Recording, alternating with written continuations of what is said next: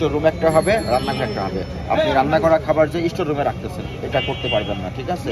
যে খাবারগুলো রান্না করেছেন পরবর্তীতে পচে গেছে সেই খাবারগুলো আবার আপনি ফ্রিজে কাঁচা মাংসের সঙ্গে রাখছেন, এটা রাখাও সমীচীন না।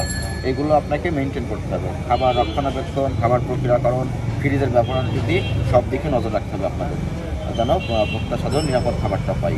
আপনার বাইরে যেমন পরিষ্কার পরিচ্ছন্ন রেখেছেন, রান্নাঘরটা এর থেকেও বেশি পরিষ্কার পরিচ্ছন্ন রাখবেন, ঠিক আছে?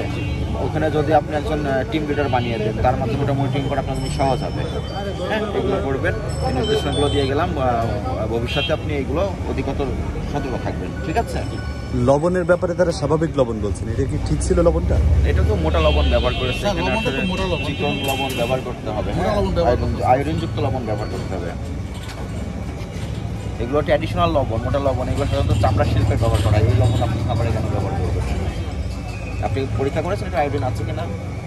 আপনার পরীক্ষা করা প্যাকেটের গায়ে তো কত কিছু লেখা থাকে। আমরা অনেক সময় দেখি বাংলাদেশের পণ্য হংকং লিখে রাখে, সিঙ্গাপুর লিখে রাখলে কি হয়ে যায়?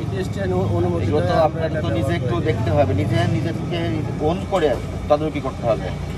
আপনি যেহেতু মানুষকে খাওয়াচ্ছেন, ভালো খাবারটা খাওয়াতে হবে।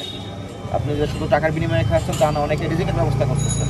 এখানে আপনার এসে খাওয়া দাওয়া করে, তাদেরকে নিরাপদ খাবারটা খাওয়াতে হবে আপনাদের, ঠিক আছে?